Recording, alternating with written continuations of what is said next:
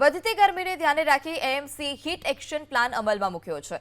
શહેરીજનોને ગરમીમાંથી રાહત મળે તે માટે વિવિધ પગલાં લેવામાં આવ્યા। વિવિધ એનજીઓ અને બિલ્ડર્સના સહયોગથી શહેરમાં 350થી વધારે પાણીની પરબો શરૂ કરાઈ છે। મ્યુનિસિપલ શાળાઓમાં દર 1.5 કલાકે વોટર બેલ રાખવાની પણ વ્યવસ્થા। તમામ આંગણવાડીમાં ઓઆરએસના પેકેટ ઉપલબ્ધ કરવામાં આવ્યા। એએમટીએસ અને બીઆરટીએસ ડેપો પર પીવાના પાણીની વ્યવસ્થા કરવામાં આવી છે। શહેરની તમામ કન્સ્ટ્રક્શન સાઇટ પર શ્રમિકોને બપોરના 1 વાગ્યાથી 4 વાગ્યા દરમિયાન કામ બંધ રાખી આરામ કરવા સૂચના આપવામાં આવશે। સફાઈ કામદારોના સમયમાં પણ ફેરફાર કરવામાં આવશે। લોકો ગરમીથી રાહત મેળવવા બગીચાઓમાં જઈ શકે તે માટે બગીચાઓમાં સાંજે 6 વાગ્યાથી રાત્રે 11 વાગ્યા સુધી ખુલ્લા રાખવા માટે જાહેરાત કરાઈ છે।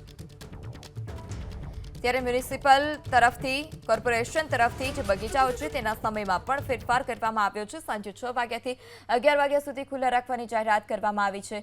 તમામ જે આંગણવાડીઓ છે તે તમામ આંગણવાડીઓમાં ઓઆરએસ આપી દેવામાં આવ્યું છે।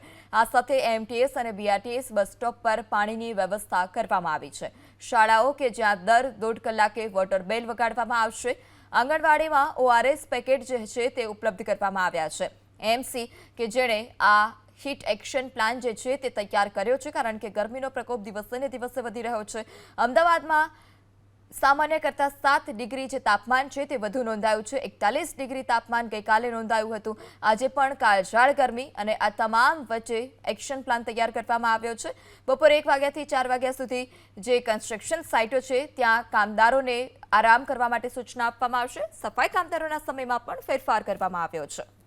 જે તમામ અર્બન હેલ્થ સેન્ટરો, community health centre, health and wellness centre બધું મળીને લગભગ 300થી વધુ સેન્ટરો છે ત્યાં ઓઆરએસ કોર્નર ચાલુ કરવામાં આવેલા છે।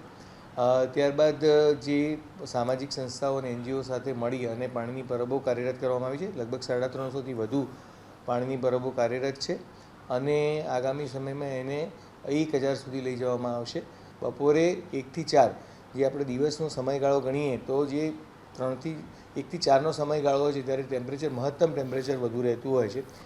સો અનિવાર્ય સંજોગો સિવાય હીટવેવ અને સિવિયર હીટવેવના સમયમાં કામ ન કરવા માટે ખાસ જાણ કરવામાં આવી છે। કરીએ તો એએમટીએસના 19 ટર્મિનસ છે ત્યાં પીવાના પાણીની સુવિધા ઉપલબ્ધ છે। બીઆરટીએસની વાત કરીએ તો 199 જેટલા બીઆરટીએસના બસ સ્ટેન્ડ છે શહેરમાં જેમાં પાણીની વ્યવસ્થા અને સિક્યોરિટી ગાર્ડ પાસે ઓઆરએસ ઉપલબ્ધ કરાવવામાં આવે છે। દેન આપણે વાત કરીએ કે ગાર્ડન વિભાગ તો સવારના 6 વાગ્યાથી રાતના 11 વાગ્યા સુધી તમામ ગાર્ડનો ખુલ્લા રહેશે। જે સોલિડ વેસ્ટના અમારા સફાઈ કર્મચારીઓ છે તેમનું પણ ખાસ ધ્યાન આ તબક્કે રાખવામાં આવ્યું છે। તેમને પણ સવારે જ્યારે કામ પર જાય ત્યારે પીવાના પાણી સાથે લઈને જાય એ સૂચના આપવામાં આવી છે।